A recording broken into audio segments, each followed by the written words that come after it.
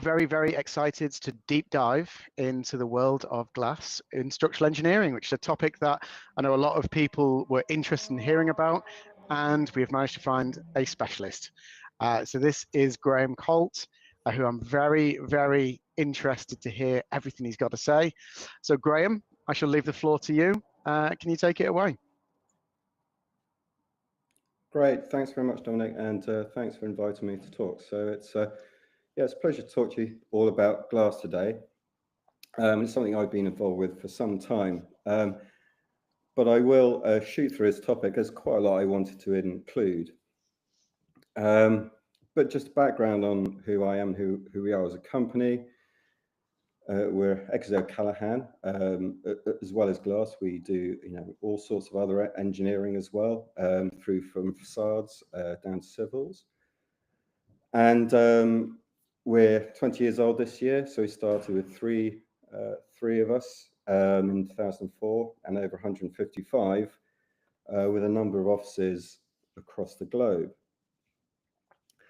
And for such an office in such a relatively small office in London, our reach has always been very global. And we've worked in various different places around the world with differing challenges. And that's been really useful to deliver, or been very exciting to deliver such a wide variety of interesting projects. But obviously, and what's keen to point out is that we have such a wide variety of staff as well. So we've got a 60-40 split between male and female, which when I started engineering was unheard of, and 50-50 between facade and structural engineers. So we do a wide variety of work with a wide variety of individuals, and that keeps it exciting and interesting within the office. And so as part of designing with glass, what's interesting is looking at how glass is made, because unlike other products, I would say, which we use in structural engineering, once it leaves the factory, it's almost impossible to modify. And so we need to think about that production process and how that might affect what our designs are. So this is a typical float plant.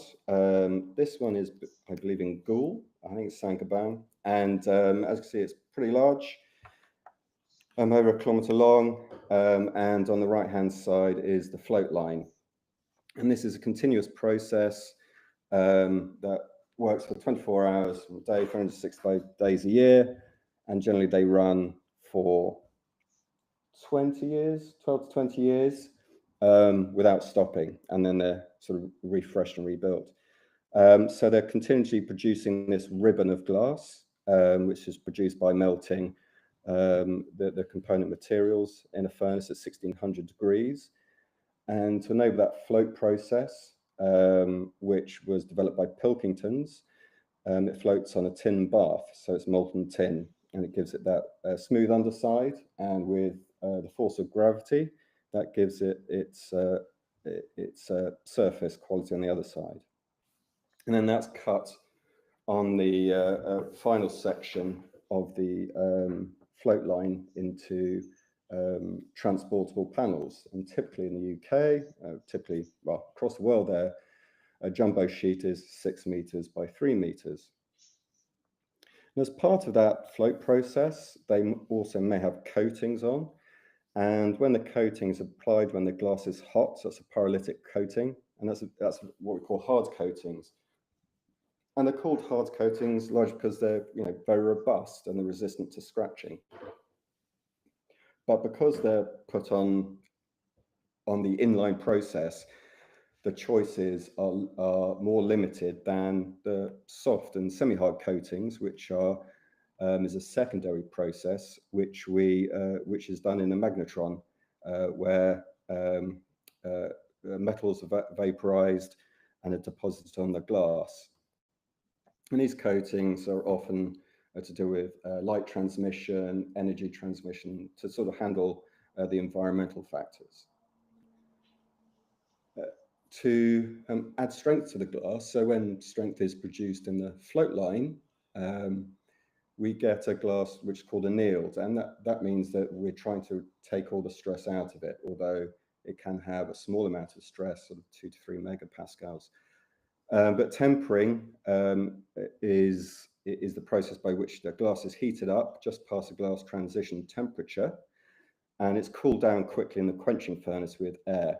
And this locks in stress into that panel, and I'll talk a bit more about that later. And this affords a glass with greater strength. So the surface is typically around, will fail about 120 or 160 megapascals, so a much stronger piece of glass, but it does have its drawbacks. We can also shape the glass, and again, these will be done in furnaces of various sizes, and hot bending is really limited to annealed glass. So we're taking the raw float glass and then heating it above a surface. It might fall into a mold, or it might be rolled over a mold. But again, we're heating it up to the glass transition temperature, so it starts to flow, and then cool down slowly. So again, not locking in any stresses. We can also hot bend and temper. So this is the same process as the sort of flat tempering furnace, but as it comes out of the furnace at 600 degrees, and as it goes into the air quench, rollers bring up the edges so it can be curved before it's finally cooled. But increasing strength. So when we're increasing strength, what are we doing? Well, if we take this small diagram on the left, and the dotted lines running down are really relating to the length of the glass. So as we heat it up, like most materials, it's going to heat up, and it will at 650 degrees, it will soften slightly. It will also expand. When it comes out of that furnace and it goes into the air quench, the outer surface of the glass is cooled back down below that glass transition temperature. And while the inner core cools at a slower rate, that then pulls in the outer glass, creating this tension on the inside of the glass and compressive crust around the outside of the glass. And if we look at the sort of stress through the sections of glass, on the right-hand side on the 3 diagrams, we have a heat-strengthened glass and thermally toughened glass. So again, we have showing about 50 megapascals in the heat-strengthened glass and 120 megapascals in the thermally toughened glass. Finally, there's one other process that we won't really dwell on, and that's a chemically tempering process. And that puts a very high stress in the glass, typically 200 megapascals, but it's a very thin coating or very thin compressive crust of sort of 30 to 300 microns. And that's used much more in automotive and transport vehicles and trains as such, like for their windshields. But as I'm sure you're aware, that tempered glass, because it's got so much strain in the material, that when it breaks, it releases all that energy. And so when we're looking at that, if we look at a beam in the top right-hand corner, we can see that same stress profile as we had on the previous slide. But as we're bending that beam, those profiles change. But once a crack penetrates through the compressive zone into the tensile zone, that means all that energy is released, and we get these broken cuboids of glass. And what that means is that the glass is failing safely, and historically, in inverted commas, that's being classified as a safety glass because it fails safely. But now, as we're getting, as the industry is becoming much more aware of this, is that, well, if this glass panel is in a facade, a great height, then that falling glass has considerable kinetic energy, and some of the tempered glass can form into clumps. As you can see, just underneath at the bottom of that telephone box, there's a sort of large panel that's fallen as a single piece, and they can be particularly dangerous. And so there's much greater consideration about using glass at height. And there's lots of documentation there. For example, the guys in the CWCT, Centers for Windows and Cladding Technology, that provide greater advice about this, but I won't go into that in too much more detail. And the tempered glass might not also be might not just be breaking from a fracture or an impact. Nickel sulfide inclusions are also present, and I think about 20 years ago, maybe 25 years ago, this was much more common as the quality of the glass, as the level of impurities in the glass was higher. And the processors, or the flat glass processors, flat glass manufacturers, have gone to great lengths to reduce these nickel sulfide inclusions, and the possibility of these nickel sulfide has dropped. Nevertheless, not all manufacturers are the same, and they're still present in glass in a quantity, and so failures are still occurring.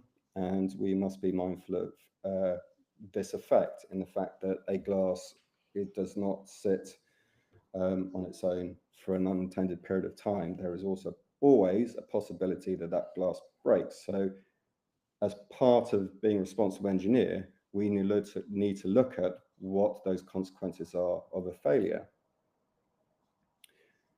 So yeah, glass is an elastic material. It has no capability for deformation or permanent deformation, and so as soon as it's reached its elastic limit, it will break. Unlike steel, which can plastically deform, and we can then start to see from steel structures when they start to fail. And this is a particular issue in glass that we need to think about really quite clearly, is that we have pure elastic material, one which can fail at any particular time, whether that's due to damage or nickel sulfide. So how do we build things safely and with resilience? And that's largely through lamination. And so this is, I think it's a 50-meter long glass staircase in Hamburg, which is an Apple store. And this was, I think, the first time we built, we designed a 15-meter tall staircase. And this is five sheets of glass. And so what we look at is, well, if one sheet of glass breaks, can the rest of the panel support the same load? So providing some redundancy. And this is where I'd like to use interlayers. And so interlayers, over 25 years ago, used to be very simple. This is the temperature and load duration for a Young's modulus of PVB. And as you can see from the graph, as the temperature increases and the load duration increases on the far right axis, the stiffness drops down to almost zero. So if we're loading at 10 degrees in 1 second, we're getting a Young's modulus about 25 megapascals. But as we move out, we're getting much less. But over sort of 23, 24 years ago, we now have a modified PVB, which is much higher stiffness, both at its low temperatures and low time durations, but up to sort of 24, 30 degrees. We also have Carrare's ionomer material, which has lower stiffness in the shorter term, but much greater stiffness at elevated temperatures and elevated times. So it's a really useful product where we require greater stiffness over length of time. Thanks. And this is one of the early tests we performed with the Apple design, which was 4 sheets of glass acting as a tread. And what we did was broke through all those sheets of glass and added sandbags on, so we had a long-term duration panel. And you can see that it's carrying a significant amount of load. So this tread was actually 2.5 meters wide, and it's about 300 millimeters depth going to the screen. And it's carrying significant amount of load, and with all the glass failed, and that's because the interlayer is really acting as a catenary or a tensile bridge across across the glass. With although the glass is shattered and broken, it's still acting in a compressive manner. So adding, you know, great level of resilience. And so this led us to build some very exciting structures. So I'll run through a few of them now. This really looks, this is quite a story about working with glasses of a particular size. So when we started designing this structure in Midtown New York for Apple, we were really limited on the sizes of glass that could be procured. And as you know, as you notice, perhaps hopefully you can see on the elevations or the walls of the cube, the panels are split into 3 sections high. And the fins inside are actually full height at 10 meters. And this is because, you know, we were just limited on the sizes we could A, procure and B, manufacture. What we did, and so we came up with this idea of splice laminating the panels. So this is the internal frame, and you can see that the roof panels are split and they're joined with steel fittings. But the columns are manufactured from just over 6 meter tall panels, but they're cross laminated. And if we look at this next slide here, on the diagram on the right, you can see how those panels are overlapped, similar ways in which you might cross laminate timber. And our approach was that we thought the interlayer would be stiff enough to provide the shear resistance between those panels. But as this was our first consideration, we also bolted through the glass panels to provide that shear capacity. And it's interesting to note that while the current autoclaves, which are used to laminate the glass, weren't available in the architectural industry, these panels were manufactured in the aeronautical industry in a fabricator for planes and wings, which are often composite. But as ever, as the industry moves forward, this is an autoclave being delivered to Sealy. Things improve in size, increase in size, and in Georgetown in Sydney, this was increased to a 16 meter tall facade, because we could now procure glass in 8 meter lengths. And again, we're still cross laminating the facade panels and the beams. But a big change that we had in Sydney was that we were further comfortable with the glass and the lamination acting as a shear component to transfer the loads between the glass plies. And it gives quite a clear appearance.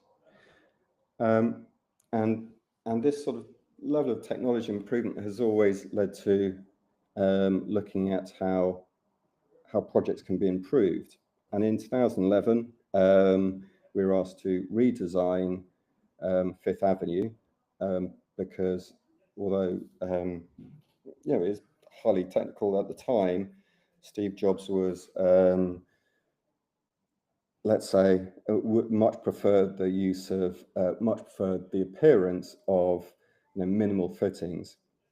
And so with that new availability of bigger furnaces, bigger tempering plants, and improved technology, what was a cube, which was made from 106 panels, was reduced down to 15.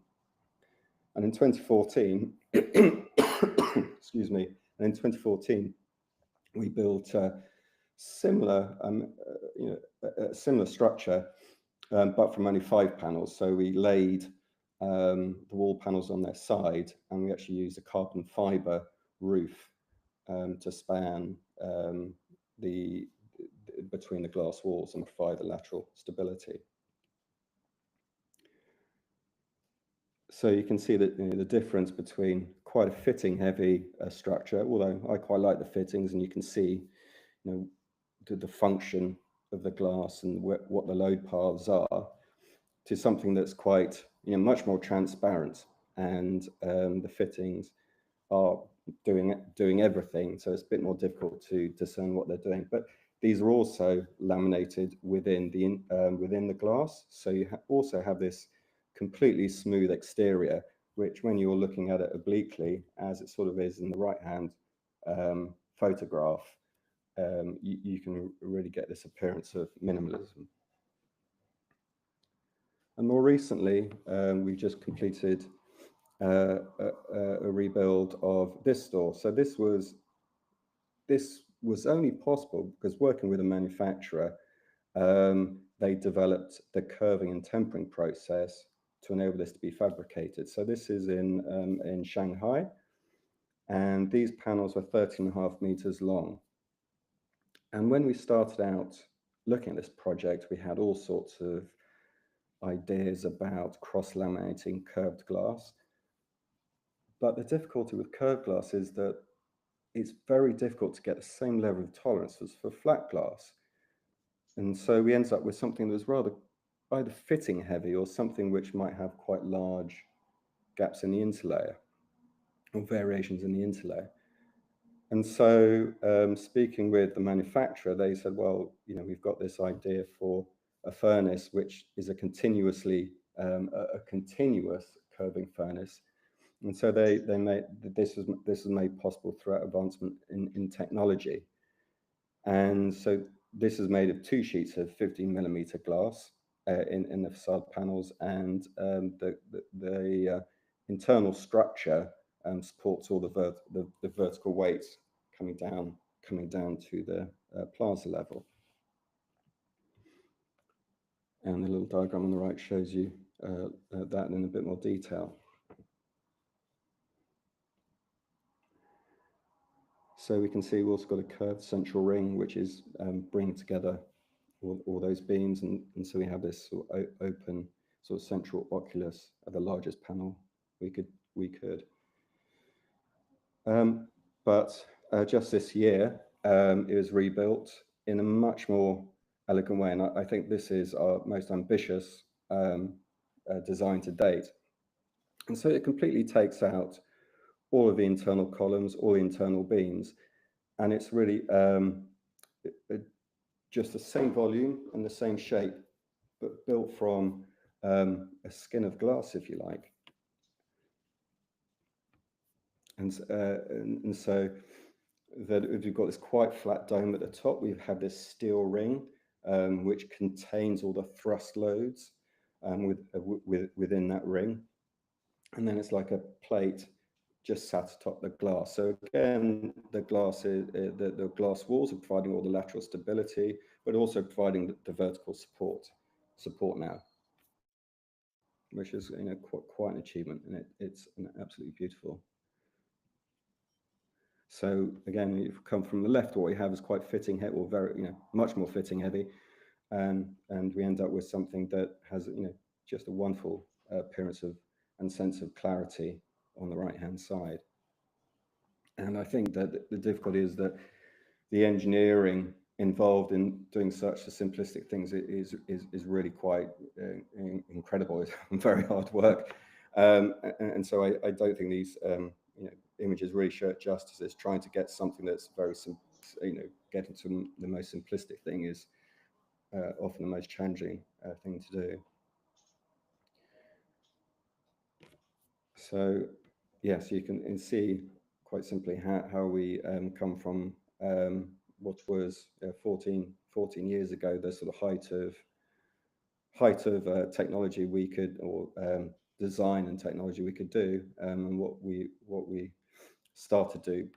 I think it was back in 2020 when we started the design process.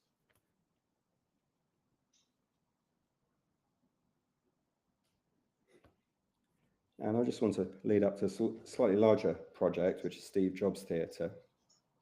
But the thing working with clients like Apple has enabled us to, as a design team, it's been a close knit team. So it's always been, looking at what the next thing will be and how we progress the knowledge from what we've already achieved. As you can see, this is a fairly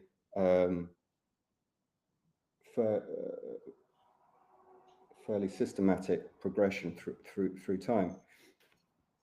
But back in 2017, Foster's came this sort of ambitious design of putting a roof solely on glass, which was almost 50 meters in diameter. I think the glass is 43-meter diameter. And not only is it just a roof, but we have lighting, we have smoke detectors, there's PA systems and all sorts in that roof. And so fundamentally, how do we get all those things up there without interrupting this sort of glass support? We originally looked at having a steel system, and we refined that down through digital design techniques. And this was quite early on in the stage of using Rhino and Grasshopper and routines to minimize the use of any material. But in the end, we went with a full carbon fiber solution because it gave us the least amount of load to put on the glass, but it could also deal with the thermal differences better, or it would negate the thermal variations in materials that we'd have had with steel and carbon fiber cladding. And so this is just an entrance onto that goes into Apple's sort of presentation theatre space. And like many of these projects, there's a lot of collaboration that goes that is part of this between the different engineers. So Arup structural engineers were responsible for the overall building, and we're inserting this glass structure within that. And this is built in California, which is a seismic region. And so we have the green part, which is a carbon fiber reinforced polymer, which was initially designed by Gurit and then transferred to the fabricator PCT. And between those two, we're providing the structural systems to support the glass and fix back to this concrete ring, which was then on triple pendulum dampers. And so we had to build a system which was which accommodated both the accelerations provided by the concrete ring and the roof. And so our simplistic idea was really that the glass is transferred into the center of a glass panel, and that would share the glass load back down to 2-point fittings. And when we come to the lateral to stability, that lateral force, as indicated by the shear arrow at the top of the panel on the right-hand side, goes to this force couple of a tension and compression. But what was novel, well, many things novel in this design, but what was different, certainly for the city and those who are checking our calculation, was that we wanted to restrain this panel, not by mechanical fittings, but by structural silicone. And that's, in itself very unusual. And I'll come back to that in a minute. But looking at what we tried to do was, when we look at these models, and particularly when the analytical models get very large, is, how is this in effect working? And this was a structural model we built to help translate or communicate how the system is working. So in the same sort of way we had sort of the diagram showing the responsibilities. We have the roof mass, which is sitting on the glass wall, and that is restrained to the isolated ring slab, and that has some damping through the fixings. And that isolated ring slab, it has double pendulum dampers. So I said triple pendulum, but it's the double pendulum dampers, which are sitting on the substructure, and that's moving around according to the seismic criteria. But structural silicone is generally for sticking windows on buildings, and so this required a particularly tactful approach with the city in how we're presenting our design, and making sure that we're talking to them at the appropriate time. And this goes with any code code review system where you're trying to do novel things. Is it take them long for that the sort of design process, so they're incorporated and can understand what we're doing. And so as part of that, we did some testing on the silicone, and this is a straight pull test. But what we're doing this pull test is we're cycling the load, and that means that we're pulling, releasing, pulling, releasing. And this is a small graph. I won't go into in a lot of detail, but this is a time history graph, which if you look at the bottom left-hand corner, you pull it, and then as the load is taken off, it's not coming back to point zero, it's moved slightly along the graph. And what this is essentially showing is that as this loading and unloading takes place, the silicone is softening. And when we went back to Dow, who were the manufacturers of the structural silicone, they said, "Oh, we don't know why that's happening, because they hadn't been asked this question before, but because silicone was really used to bond glass into windows." And it turns out it's something called the Mullins effect, and this was related to me by one of the Dow technical engineers. Is that it's when you have a rubber balloon and you're about to blow it up, you stretch it a couple of times, it's much easier to blow up, so the material's relaxing. So once we understood that, we could then sort of finalize the design, because obviously having something that's less stiff changes the performance of the material and performance of the system at whole. Now, if we're looking at the sort of unwrapped elevation, so this is glass unwrapped, we have the loads being transferred back down to the floor fixings, or the fixings back to the concrete. And what we did there, so this is a blow up of the detail, is we have these orange blocks which allow compression through. So as the roof is sliding one way, we can take compression on one side of the panel, but on the other side of the panel we're having it lift up. And had a request from Arup looking at the system. What they said was, well, it's an fully elastic system, we want this to act plastically. And so what we then did was, okay, we put in what we call a fuse element. And so once a certain amount of load is introduced into the glass past its design point, what says, okay, before we pass the design point and before the failure point, what we'll do is we'll allow steel to yield. So this gives it another level of resilience if the design criteria are exceeded. And so we could tune this. The reason why it's sort of throated down across that plate is so we could tune the level at which that goes plastic. So as you can see, the arrow goes up, and then we get 4 plastic hinges as that moves up. And this is some very early FE analysis. And you can see that we're yielding at a factor of 1.1 of the design load, and we're fully plastic at 1.6. Hopefully this video will work. Sorry, I should say that the previous slide, this is a test construction in Dubai at PCT's, or just outside PCT's factory. and it's 30,000 bolts which go in to fix all these elements together. And it was Dubai summer, so it was incredibly hard work, but it's a qualification of the stiffness of the system. That was really important for that design.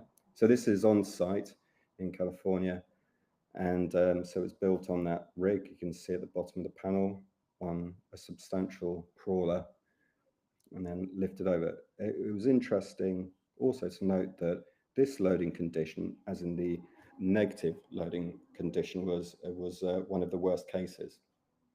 Unfortunately, the camera fell over, but you get the gist of it. But it resulted in, you know, a fabulous structure, really quite beautiful, and all the surfaces are just running up in between the gaps between the glass panels. So there's no there's nothing really to interrupt that glass. And while we're talking about transparent things, it's a slight departure from glass, but I think it's worth including, because we were approached because the intention was that this should be glass, and this is the Sky Pool in 9 Elms in London. You can see the USMC, or the rendering of the USMC above, and Hal from Hal Architects asked Brian, said, you know, can you come and help with a pool I'm looking at? And so we started having a look at this pool, and it was yeah. I mean, before I start, yeah, when it first hit the newspapers, I was actually on holiday, and it made the news quite quickly, all the way down to Australia, as you can see in the CNBC. But it was of huge interest, and it's a lap pool, 25 meters with a 15-meter span in between the buildings, up at 10 stories, and we have 2 steel tubs at either end. We considered using the same material all the way through, but as underneath the end panels, you have the plant room, so there's no real point in looking down into the plant room. So we used a no paint material. 150 tons in the central span, considerable amount. 15 double-decker buses, if that didn't seem large enough. So a considerable challenge. And so, as I said, that we originally looked at glass, and this is one of the first sketches. And from a structural standpoint, you know, that there is a logic to this, and we have floor panels, we have glass beams, transferring that load into the edge wall panels. And then because of the hydrostatic pressure of the glass, we introduced the consideration of having a glass edge beam to take that lateral force. But, you know, and this is the, you know, sort of part of working with glass, is that, well, how do we join those floor beams into the wall panel? And if we take this simple diagram, we've got compression and tension. I think we should all be cognizant of that, is that because glass is purely elastic, the stress will not easily flow around the hole, and that stress increases. So because that hole cannot form, or they cannot plastically deform, you have this the stress increase around the hole, and that's, you know, typically 3 times the stress in the body of the glass. And after doing a few calculations, very simple ones, is that, you know, we're talking 10, 12, 13, 14 sheets of glass for that wall panel. And while glass is a great material, it can chip, it can crack. And the consideration of, you know, what happens if there's small damage in one of those panels would be, you know, a very difficult replacement. But also, glass at that thickness tends to, you know, it increases in color and it drops in transparency. So my mind was brought back to sort of some projects I saw earlier in an aquarium. You know, it was actually an Osaka aquarium that brought back to mind, and they were sort of 10, 12-meter walls. And these weren't the aquariums, but 10 to 12-meter walls, and they're made of acrylic. And the benefit of that is it could be cast to the thickness required, and with a consideration of safety, if we're using that for life preservation, sort of for deep sea submersibles, I thought, well, there's no reason why that we can't consider this for such a pool. And so again, that much like glasses, we have to look at what are the movements, what are the accommodations of building movements we need to accommodate. And what we also need to do was remove any fixings, or remove fixings that were in the acrylic, because acrylics are relatively soft. What we didn't want to do is bolt the steel tubs onto the acrylic. So what we decided to do was have a tendon that pulls those tubs onto the acrylic. And so it's a compression only joint through there, and to prevent that being pulled apart, the tendon serves as that purpose. I'll just skip through some fabrication photos because it's so interesting. But this panel in the picture is about 8 meters long, but you can see from this level of clarity, it's absolutely amazing, and you would not get this with glass. Because of the size of it, they had to build an external oven to autoclave and to heat up, and not to autoclave, to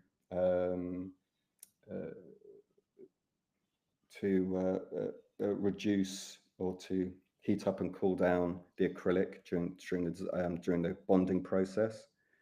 A lot of handiwork went into this. It's certainly not I say a machine-made thing. That it's a manual. It's an art, really. This is one of the early visual assessments of it, just out in the yard, and you can see some rippling in the acrylic, largely because it's a handmade object. But we weren't that concerned with that, because as you've got water sloshing around in it, that would be imperceivable. Again, so it's loaded onto a trailer out in Grand Junction, Colorado, and it went out to a port in Texas, where it came into London, and had a little trip on a tug down the Thames before it going on one truck to deliver it to site, and then being lifted into place on site. And it's a really marvelous thing. I'd say if you've got a chance to go and see it when you're in London, do, because it's really fantastic. And I guess kind of more about the core ideas of designing with glass. And I've got 15 minutes left. I think the Eurocode is available as a technical specification now, and designing with it has, as I said, we're designing robustness and the consideration that something might fail, and so there is different ways of looking at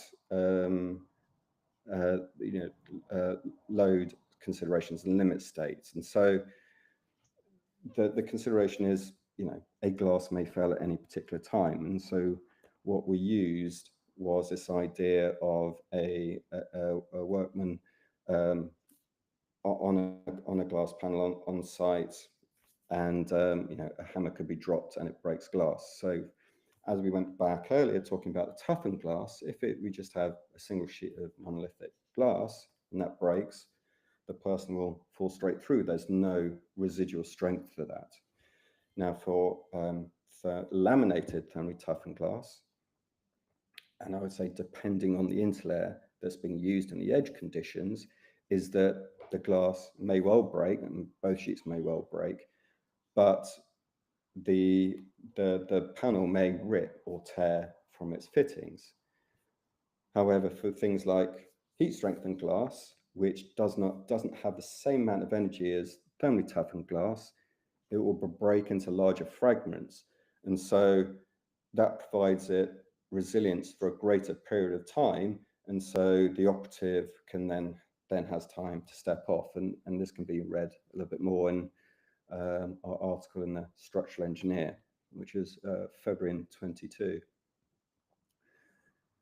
And a big part of what we do, I think, is really important, is particularly, with glass, we've always had a very close connection with the fabricators and clients with glass structures, and more so more recently with lots of other materials as we're involved in structures, general structures, and facade engineering. Is that engineers declare it has been a big part of what we do, and it's about what can we do to improve how we work. And I think that what comes out of that is this what consultants haven't been good at in the past is being cooperating with each other and sharing knowledge about carbon intensity and how we look at reducing carbon in our buildings. And I think that's a really important point. And I think that we really have to be mindful of that. And we've launched, we've used, and we've got tools such as Eco, which is a Revit plugin, which we encourage others to use. It's not something that's only internally. But we've also done a lot of work in understanding on the glass side what the supply chain looks like, because when we started the research 3 or 4 years ago now, is that such a small percentage of glass was being recycled, largely because it's a commodity. It's made from sand, which is pretty ubiquitous. And so the effort to recover glass from building sites or residents is quite high. So it really just gets landfilled. So I won't go through that, but yes, please read about that more in the Structural Engineer. But one thing we did do, and we're really proud of, is we've launched a website called Glass Recovery, which really takes all that information and puts it in a much simpler context, more accessible to everybody, those who are installing and deglazing, of how they can take responsibility for what they're doing and recycle more glass. And so we've rebranded all our diagrams, and we've published this online, and we're asking collaborators to sign up. We've had a lot of help across the industry, including consultants such as Arab and Thornton Semisetti. So as I said, it is about collaboration and working together, because we don't want to run a website that is solely about a glass sector recovering more glass. We're consulting engineers, so it's about sharing these and trying to do better than we did yesterday. And at the heart of the functionality is really enabling people to find who will be able to reclaim the glass from a particular building project, and providing advice on what glass can be recovered.